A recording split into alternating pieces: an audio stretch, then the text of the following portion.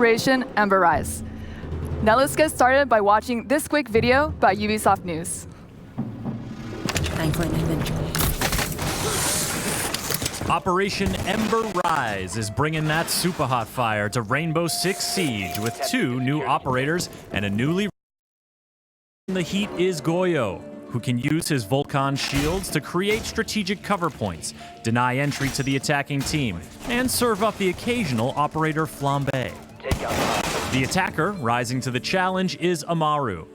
Her Gara hook can quickly zip her up to rooftops, exterior windows, open hatches, and skylights. We've got the details you need to know about the new operators, as well as a tour of the newly reworked canal map.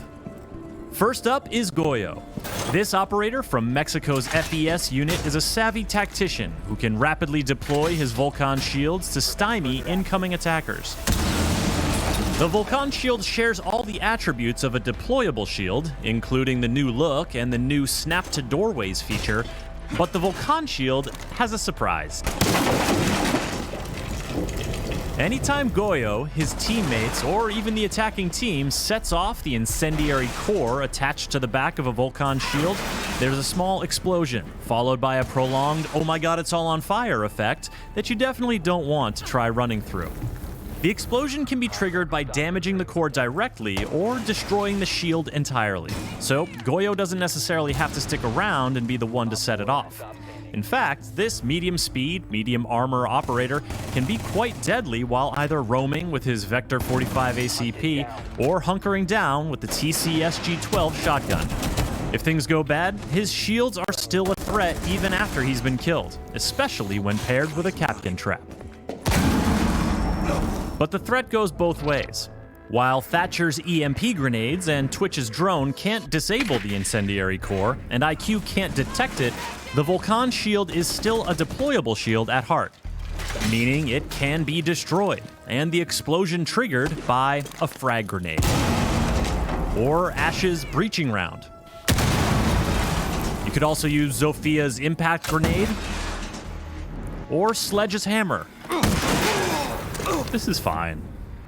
On top of that, anyone with a clear line of sight to the incendiary core can set it off, meaning a poorly placed Vulcan shield can work against the defending team. The goal with Goyo is to leverage the power of the Vulcan shield and deny entry to enemies at critical moments, or simply buy your team some time early on. When the attackers are pushing, or when the round is coming to an end, trigger your Vulcan shields to keep them away from the objective or cover your flank. A well-timed Vulcan explosion can be the difference between lighting up the scoreboard or going down in flames. While Goyo seeks to impede the movement of his enemies, the Peruvian attacker Amaru can get around the map like no operator before. This is her Gara hook, and it lets her zip to any repellable ledge or window to quickly position herself where defenders aren't expecting her to be. And once she's inside the building, the Gara hook lets her travel up through open hatches and skylights. That's a first for Rainbow Six Siege, and defenders will have to adjust their strategy accordingly or pay the price.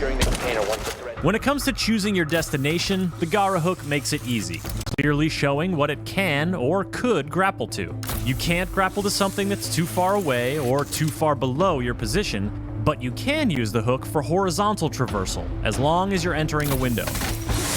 Once inside a building, you can't target anything but open hatches and skylights. While the hook will instantly break a wooden barricade on a window, a castle barricade will prevent you from even targeting it. And a closed hatch will need to be opened before you can ascend through it. Amaru's Supernova or ITA-12S shotguns will come in handy if defenders leave those hatches unreinforced.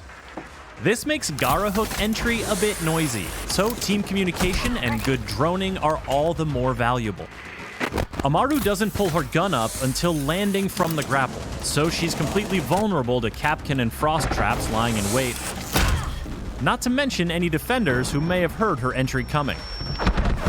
Operators who can give her a quick buff, like Finka, or use their gadgets to distract defenders, like Ying or Dokebi, are strong pairings for Amaru. But with medium speed, medium armor, and a G8A1 LMG in her hands, Amaru is a well-rounded and very mobile force to be reckoned with. All this action has been taking place on the newly reworked Canal map. The map is still split between two buildings, but an additional bridge has been added to increase building-to-building movement options. There are fewer windows around objective sites, and the rooftops have been reconfigured to make runouts more risky. And additional staircases and color coding throughout both buildings have been added for more rotation options and easier callouts. The reworked Canal map will be free for all players when Operation Ember Rise launches. The two new operators, Goyo and Amaru, will be immediately available for Year 4 pass holders, and all other players can unlock them 7 days later with Renown or R6 credits. For more on Rainbow Six Siege, subscribe to this channel and visit us at news.ubisoft.com.